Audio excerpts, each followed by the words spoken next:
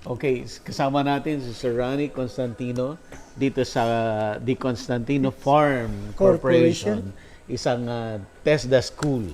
Yes. Yan. At Learning feeling ko, isa ito sa pinakamaganda. Yes. Thank you very much. We want to maintain that one. We want to maintain that one, not for us, but for the many people who are really wanting to change their life path. Yeah. That is the whole intention of having these facilities. Yeah, okay. Sila po ay nag-specialize sa ruminants, small and large, and basically sa livestock. Sir. Livestock, yan. So, magtutour po tayo. Alamin natin, titignan natin lahat ng facilities. Yes. At makikita natin Yes. na i-confirm natin yung feeling ko ay totoo. Yes. Yes. Yes, sir. The feeling is mutual, but mamaya, before we make a tour, let's discuss. Kasi ito yung grand day ng ating mga eskwela. Hello, sir. Sir Ronnie. To receive you in our humble farm. Morning, sir. Morning po. Your presence is being Hello, secured ma'am. by DDG John Bertis. Yes, sir. Ma'am. Hello po. Good morning. Yeah, welcome. Si Sophia po and Cathy. Oh, yeah, hello. You are, I've been advised by Congressman John Bertis, Apo. Deputy Director General of TESDA. TESDA, to welcome you in a very warm welcome. Wow. Yes. And for that, please, let me present to you the graduates of Yes, sir. Class 5.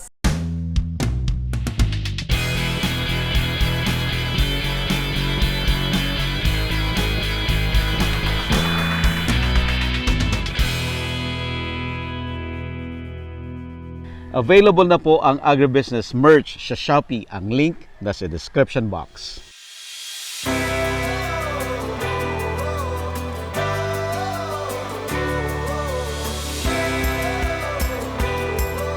Ito na naman tayo. Kasi Yeah. may bago tayong tour ulit ngayong May. Actually, hindi siya bago. Second time na natin itong gagawin. Kasi ginawa na natin to last year. Ito, Parang rerun. Rerun natin Okay. to. Kasi mataas yung demand niya. Marami pong gustong maka-experience ulit. Ito po yung Thai Fruit Orchard Tour. Yeah. So, gagawin po ito sa Chantaburi, Thailand. Yes, Ang tinatawag na fruit basket ng Thailand. Sa May 7 to 10. Sobrang nag-enjoy ako doon sa mga eat all you can Yes. na prutas. Opo. Marami pong reasons para bumalik sa Chantaburi. Unang-una na po yung fruit buffet. Na bawat farm po na pupuntahan natin ay nag-offer ng fruit buffet. So, only sawa fruits. tayo sa Yeah. fruits na kasama ang durian, mangustin, lansones, rambutan, longgan, at salak. Hindi pa sa atin Snake popular fruit. yung Magaganda yung mga places, no? Opo. Like yung favorite Durian yung Land. Durian Land. Grabe yun. Super. Ito na yung pinakamagandang lugar na napuntahan ko. Opo. No? Yung magnitude ng laki ng farm, how organized, yung irrigation, gumawa sila ng mga dam nila, may sarili silang restaurant on top of the mountain. Sobrang ganda talaga. Yung large-scale durian farming, parang yun yung trend ngayon.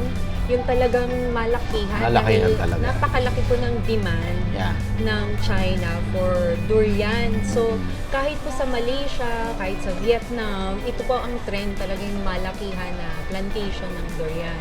So, makikita po din natin yun, makakapag-benchmark tayo. Yun po yung very important sa Yeah. tour na to. Kasi may premium pagka-organic ka talaga. Ibang presyo talaga. Even multiply siya 5 times or even higher pagka-organic siya. So, it's something to look into para dun sa mga farmers natin dito sa Philippines. Kasama na po dyan yung beekeeping.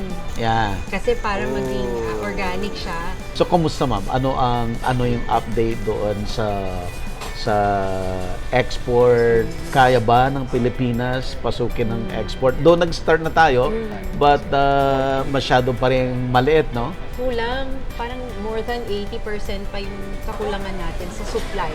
Doon sa binibigay sa ating opportunity ng China. Ano yung best varieties ngayon na kailangang itanim? Ano yung inihingi ng market? Opo. Gagawin po natin ulit, sir, yung favorite mo na lahat ng variety. Titikman natin. And then sabi niya, 20 varieties. 20 varieties. Hindi na muna natin sasabihin alin yung pinakamasarap.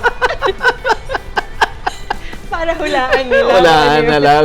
Alin yung pinakamahal. Pwede niyo po kaming i-message sa Facebook page namin, Inspired Learning Tours. Yun po ang pinakamabilis na paraan para makontak po kami. Sana po mag-kontakin niyo na po kami agad kasi konti na lang po Konti yung na lang din slots. yung slots. Paubos na rin po siya para makasama po kayo dito sa susunod nating tour. Sana po makasama kayo habang may available slots pa. Kontakin niyo na po kami.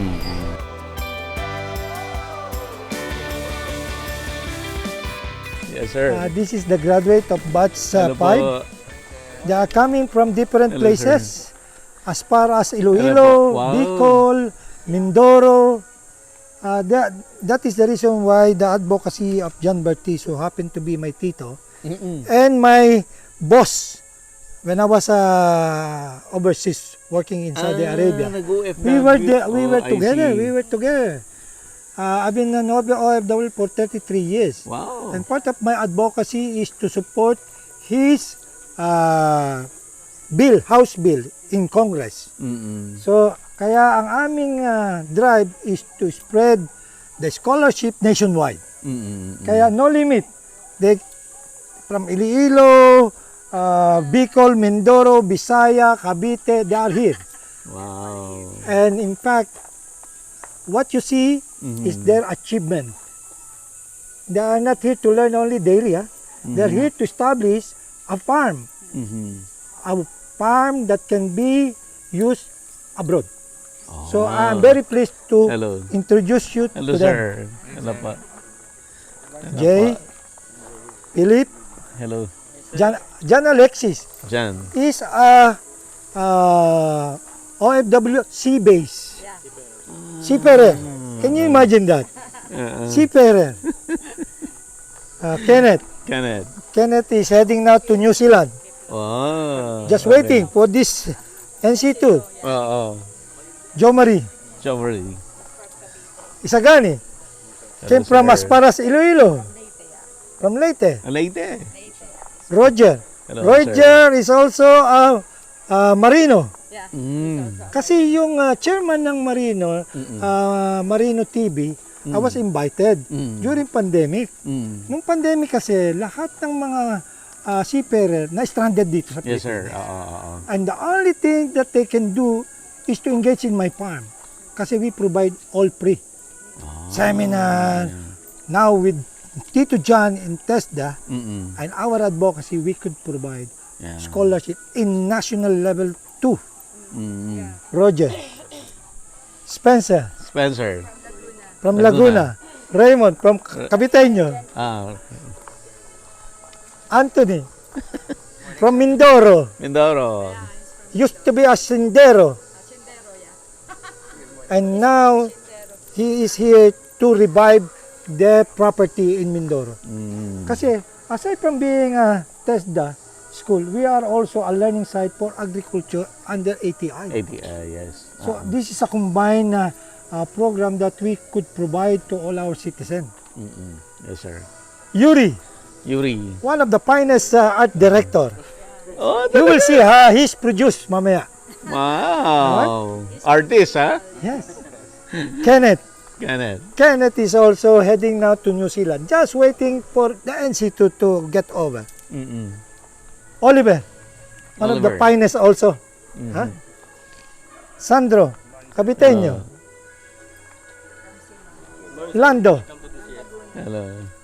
And Polit, a board exam passer for BSE Education. So lahat ng ito, what we are doing here is we want to have a new outlook for farmer. Yes, sir. Farmer earlier was degraded, unfortunately. Yes. But now, being a farmer, we could level to any size of society. Whether it's high or low, middle, ayan ang product ng TESDA with Constantino. Wow. They already have a BS, they already have a good job, but because of the pandemic, we realized that farming is the thing that will allow us to rebuild our nation.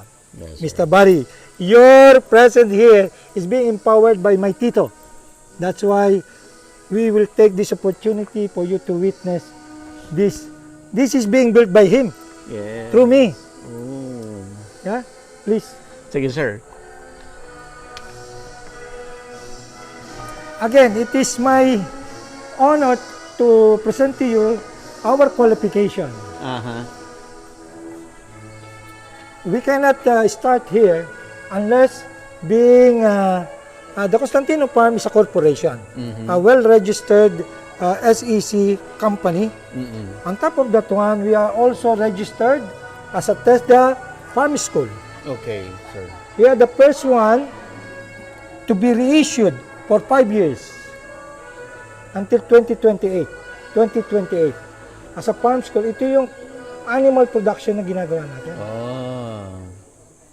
Yung dairy kasi is just a small fraction of our subject. Oh, I What see. we are doing here is for the scholar to learn how to set up a farm. Once they finish that one, they become an specialist, they will become a farm owner that can engage in many business when it comes to ruminant. Ruminant is large and small. Yes. Large is, you know that, Yeah. buffalo, cattle. Cattle. Yeah. Small is Goats. yung goat, sheep. And then on top of that one, we are also a certified learning site. Kasi kailangan muna maging learning site Yes. bago ka maging TESDA para maging mabilis ang empowerment. Kasi lahat ng screening, pinagdaanan nito. And then on top of this thing, being a learning site school, also a product of scholarship school of Senator Cynthia Villar. Yung kanyang Villar Sipag. Kaya lahat ng mga farm business school course, I'm also happy to be endorsed by DA as farm scientist in small ruminant. Wow. Farm scientist for small ruminant. Also being endorsed by Senator Villar to take all the course related to ruminants. Lahat ng yan ay with the only one intention to provide with our scholar.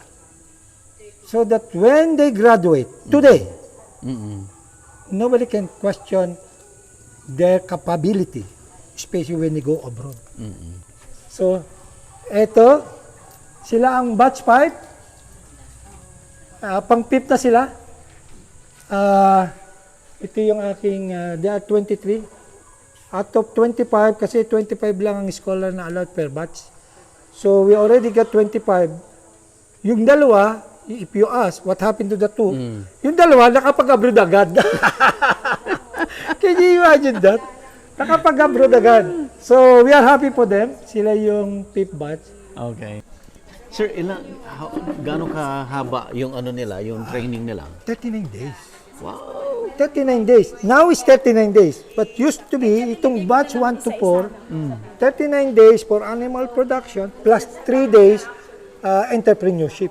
Oh. Kaya talagang whole package So, ang animal production is 39 days, which is 306 hours. At dito sa farming namin ay hands-on, face-to-face. Hindi blended.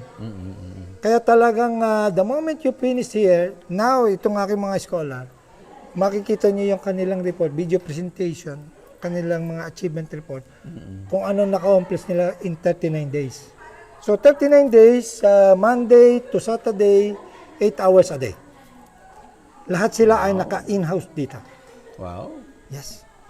Kaya sila ay, there are 3 core values ng aming ginagawa dito. Yes, sir. 3 core values, yung skills, knowledge, at saka attitude. You have the two and you don't have the good attitude, all these three will go down the drain. So, yun yung formation na ginagawa dito. Na talaga, the moment they enter here, they'll be confined here in the farm. They'll be cut off from the outside world kasi dito may mga rules. Merong 8 o'clock curfew, 9 o'clock lights off. Talaga? Yes. Para kang pumasok sa boot camp. Kasi dito ay I'm giving them 1 week to really decide whether this is Tuloy siya or not. for them or not, and then they can quit. Kasi may nakaabang pa. May nakaabang pa. Kasi if they really not committed, sayang naman yung taxpayer money natin, di ba? And we provide everything here. Pati yung kanilang board exam. Complete yan. Yung mga personal things tulad ng mga food, accommodation, that is their participation naman. So lahat sila na andito, yun yung kwarta ng mga babae, nandun yung canteen, nandun naman ang kwarta ng mga lalaki. Hindi po pwede sama-sama. So lahat ng ito ay natatapos ng 39 days. Yung batch 5, kasi ang scholarship program ng TESDA kasi, maraming nag-i-sponsor. Yung mga first 4 batch na nag-sponsor niyan, TWSP, Training for Work Scholarship Program. Ito yung mga group. They gather their fund and they select who are going to be beneficiary. Pinapadala nila yung kanilang fund sa TESDA. And then TESDA will select yung school na mayroong accreditation. Yeah. Na fortunately, bago pa ako mag-umpisa dito, ay yung advocacy na tumulong ay inuumpisa na namin ni Tito John Bertis. Kaya sabi nga niya sa akin, kasi nauna siyang, nung siya ina-elect na congressman, sabi niya, Tito, kailan ka ba uuwi? Kaya sabi ko, Tito, meron pa akong mga project dito sa Saudi Arabia. Tapusin ko lang doon, uuwi ako dyan. And it happened na umuwi ako ng 2019. After 2019. From 1986, ako umalis. Bumalik lang ako ng 2019. Just because of this advocacy program. Nung dumating na ako dito, yun ang sinabi niya sa akin. Tito, I will visit your farm and then we'll make it as a farm school, to provide the scholarship sa ating mga kababayan. Wala pang pandemic na. Ano nagka-pandemic? Tito, tama yung ating iniisip. Kasi maraming na-display, na pauwi, umuwi, nagbakasyon lang, hindi na nakabalik dahil pandemic. Land-based, sea-based. Kaya talagang lahat yan, pati military, nag-training din dito. Okay, formation. Yung kagaya kagabi. Tapos dito tayo, yung mga guests.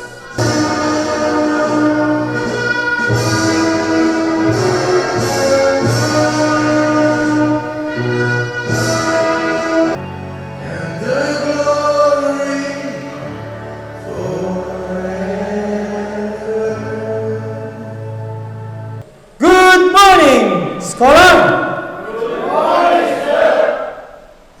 Before anything else, let us acknowledge the presence of agribusiness headed by Sir Buddy Garcia.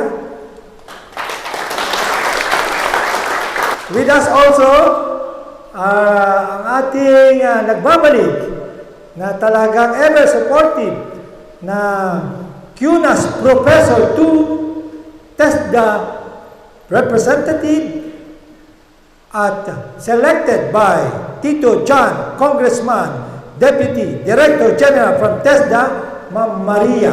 Siya po ang magdi-deliver mamaya ng message ng ating mahal na Congressman, Deputy Director General John Bertis. You can be now a farm specialist. You can be a farm consultant. You could be a farm owner to establish your own farm in your own right. As I said, vision without action is a dream. Action without vision is a nightmare. What is the moral lesson? When you set a vision, put into action.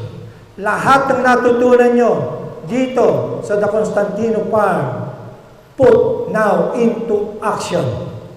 Good morning, everyone. It's my great honor to deliver the message of DDG Bartes. So here's his message. Mr. Rani Constantino, President and Chief Executive Officer, the Constantinos Farm Corporation, our friends from agribusiness, Mr. Buddy Jansenia, other officials and staff of TESDA and Constantinos Farm Corporation, members of the Batch 5 Class 2024, guests, ladies and gentlemen, magandang umaga po sa inyong lahat. Una sa lahat, nais kong batiin ang ating mga scholars ng TESDA dito sa The Constantinos Farm Corporation na nagsisipagtapos ngayong araw. Congratulations, graduates!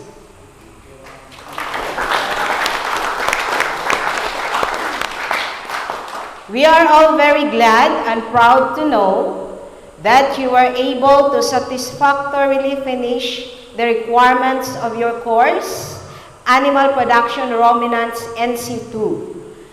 Let me also congratulate and thank all those who have worked hard to see that this program was implemented according to the prevailing policies of both TESDA and the Constantinos Farm Corporation. We will call Mr. Buddy from Agribusiness, Certificate of Appreciation to the Agribusiness for their participation in the 5th batch ceremonial graduation for Animal Production Ruminants NC2 given on the 3rd day of April 2024 in Maragondon, Cavite. Okay, thank you. Thank you, sir. Thank you very much, sir. Thank you very much. Ma'am. Thank you po. This certificate of appreciation will be given to Ms. Maria Lisa Feodlia from CUNAS, Quezon National Agricultural School, for her participation in the 5th batch ceremonial graduation for Animal Production Ruminants NC2. Thank you, ma'am. Thank you, ma'am. Thank you so much, po. This is unexpected. We're here to cover the event, pero apparently naging part kami ng program. Sir Rani, thank you so much. Thank you. This is the first time ako makaka-attend ng graduation ng TESDA School. And nakikita ko naman na potential sila. At hoping, sir, na more batches na at mas maraming matuto na sana totoong matuto.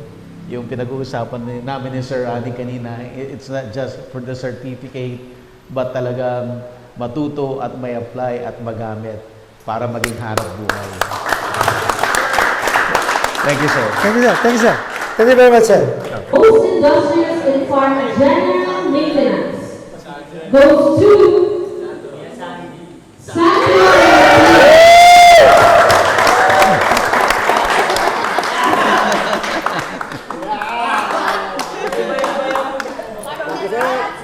Picture. Now send off the most outstanding scholar. Major award.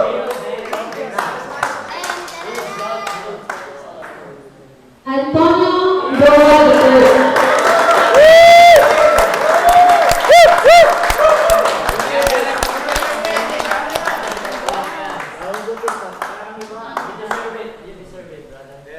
Thank you.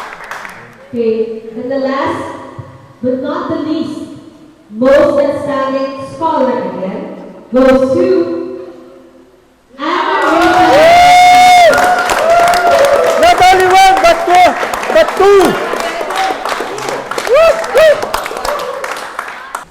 Back in the day, my grandfather has more than 1,000 heads of cattle. So many that it would paint the hills white. At least that's what the legend says. So much of a legend that it didn't leave a single cow behind. Natatanong ko madalas noon kay Erpat, anyari tayo? Kasi nawala na yung mga baka. Hindi nakabot sa amin. He just responded in a way that it is a matter of my grandfather's. He just responded in a way na it's a matter na yung lolo ko lang nag-handle na. A man's cow is a man's cow and not of anyone else. But I just thought they just don't want any of it. Maybe it was never their interest in the first place. Kasi sa family namin, iba ng mga naging linyada nila.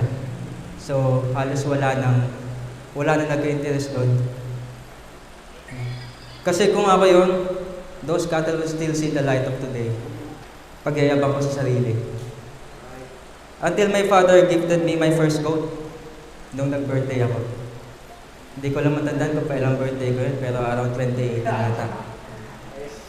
Nitagaluhan ako ng kambing. Native lang siya. No hassle, no risk. Tuwang-tuwa ako. Sabi ko kay Erpat, papadamihin ko yun, di ko papabayaan. Which I did. That goat gave me purpose. In a time I didn't know what to do with my life. I love and took care of that goat the best that I could. Until one day, I just found her dead. It broke my heart.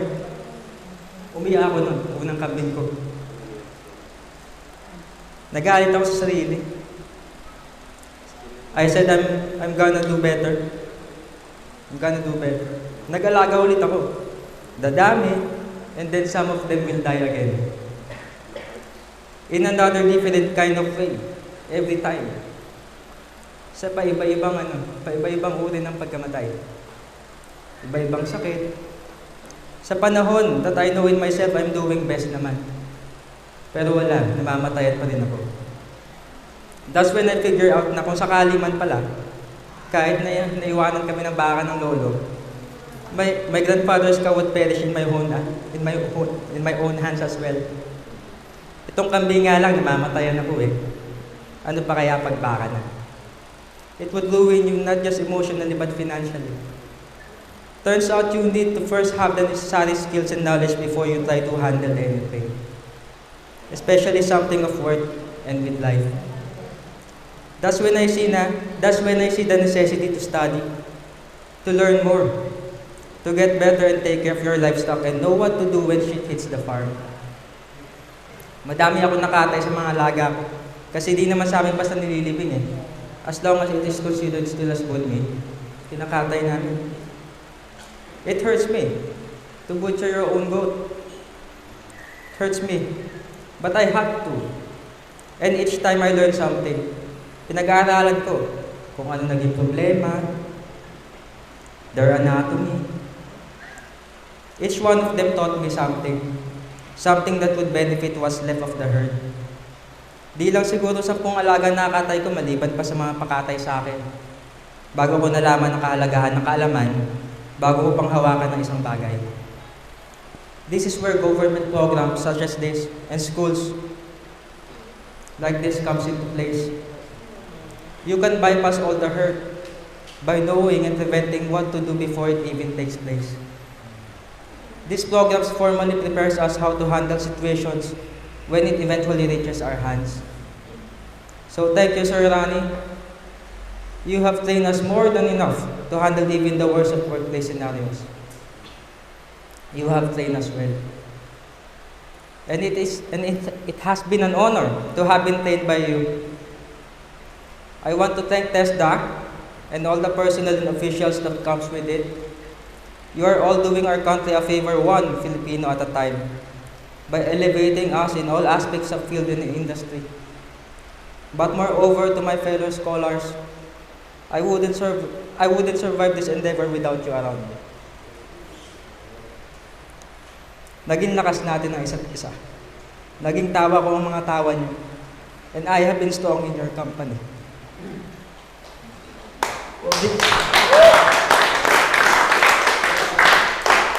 Hindi ko matatapos tong course na to kung hindi ko kayo kasama.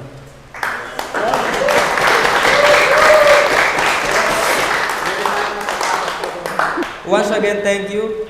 Let's enjoy this day, everyone, and may the Lord bless us all. To my co-scholars, who also gave their best just to be here today, marami pong salamat sa inyo lahat. Maraming salamat sa sipag at tiyaga na ipinamalas niyo sa training na ito. Masaya ako na narating natin lahat ang araw na ito bilang patunay na ang bawat isa sa atin ay handa na sa kinabukasang naghihintay para sa atin. Alam kong hindi biro ang pagsubok o problema na na-experience ng bawat isa. Sure ako dyan, tama? Hindi ko na isa-isahin, pero lingid sa aking kaalaman na lahat ng pagsubok na yon ang siyang nagpapatibay sa atin at maghahanda saan man tayo dalhin ng tadhana. Batch 5 Scholars, DCF! Sobrang proud ako sa lahat ng accomplishments na ating ipinamalas dito sa D. Constantinos Farm. From Cattle Ranger, Bacot Ranger, Kawayan Ranger, Rabbit Ranger, syempre lahat kayo sa akin para kayong Power Rangers. Dahil kahit pagod o puyat, handa pa din ipagpatuloy at tapusin ang task na ibinibigay kahit sobrang tirik ng araw. Muli, maraming salamat sa lahat ng aral, payo, experience na ating pinagsaluhan. Asahan po niyo na ang lahat ng iyon ay aking babaunin, mapa sa trabaho man o sa loob ng bahay. Alam ko hindi pa ito ang huli. Simula pa lang to para tuparin ang ating mga pangarap, para sa ating sarili, lalo na for sure sa ating kanya-kanyang family. Kaya sa darating na assessment, guys, ating pamalas lahat ng learnings na natutunan natin dito sa D. Constantinos Farm. Higit sa lahat ay yung mga payo, knowledges na binibigay ni Sir Ran. Pasasaan pa at makukuha din natin ang certificate na ating inaasam, na siyang susi para sa pagkamit ng ating mga pangarap na kinabukasan. Sir Rani, marami po ulit salamat sa inyo. At sa bumubuo ng D. Constantinos Farm, asahan niyo pong aming babaunin at ipapamalas lahat ng itinuro niyo pa sa amin dito bilang scholar ng Animal Production Ruminants NC2. Last, may short message ako para sa inyo lahat. Life may give each of us a different circumstances or situation. But what makes us all the same is that we are all the leader of our life. Totoo po yan. We are all the captains of our soul, the masters of our faith.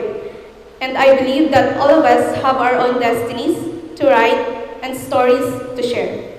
It is just all up to us on how we use our minds, our hands, our hearts to get to where we want to be. And with the guidance of our Lord God, everything is possible to achieve all of our dreams. And I'm sure someday we will become the best version of ourselves. Thank you and God bless.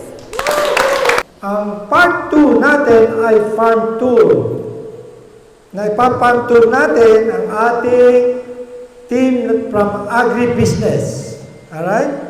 And before we do the part 2, we will have a last class pictures with our VVIP guests, which is Ma'am Maria and our agri team friend.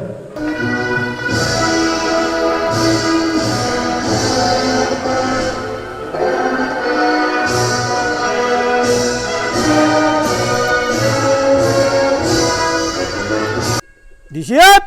Thank you, Agribusiness! DCF! Thank you, UNAS! Alright. Okay, let's proceed. Now is the official tour begin. Okay, sir. Start po tayo ng tour. Okay. So every structures of the farm ay merong it signifies something. Okay. Tulad nitong art na to, Okay. itong art na to is inspired from Japanese Shintaro Gate. Okay. The Shintaro Gate, they are waiting for the warriors Aha. to protect the village. So I put these things to protect this. This represent that the people who are inside the farm Okay. must protect this farm from the intruder. Why? Dahil ang nasa farm ay mga scholar. Okay. Kaya ang implementation dito ay merong curfew 8 o'clock. Itong gate na to was repaired. Ito, this was destroyed ng anay. Kasi Okay. being agricultural land, talagang malakas ang anay Yes. dito. Mm-mm. Kaya nasira lahat yan, but we allowed the scholar, part ng kanilang training regulation is the first basic competencies and common competencies is farm maintenance, use of different farm tools and equipment based on farm implements. Oh. So lahat ng farm tools had to be used for maintenance, kaya hammer, lahat yan. And one thing that nobody knows, lahat ng material dito ay reuse. Oh. We use 3R principle, which is reduce, reuse, recycle. Plus the 5S principle. Yung 5S principle ay sorting, at saka mamaya ipapakita ko sa'yo. So ito lahat ng ito, at saka yung mga from the gate itself. Yan. Kaya yung mga nagkaroon ng most industrious award in farm maintenance in welding, sila yung gumawa niya. Sila gumawa nito. Yung material na yan ay reuse. I just give them the concept and they had to come up with project. Ito yung, kasi earlier, ang nakalagay lang dito ay yung nakasabit lang yan. Okay. So ngayon, it is done in a professional way at saka durable. Hindi nakakainin ng anay. And then ito rin yung gate. So from the gate, lahat yan kailangan nilang ayusin. Yan. So basically from the gate itself, they implement what they been taught of the animal production. Kasi animal production, not only about animals but also about proper modern farming. So, Nice. Available na po ang Agribusiness merch sa Shopee. Ang link nasa description box. Agribusiness, how it works. Instruct, inspire, succeed.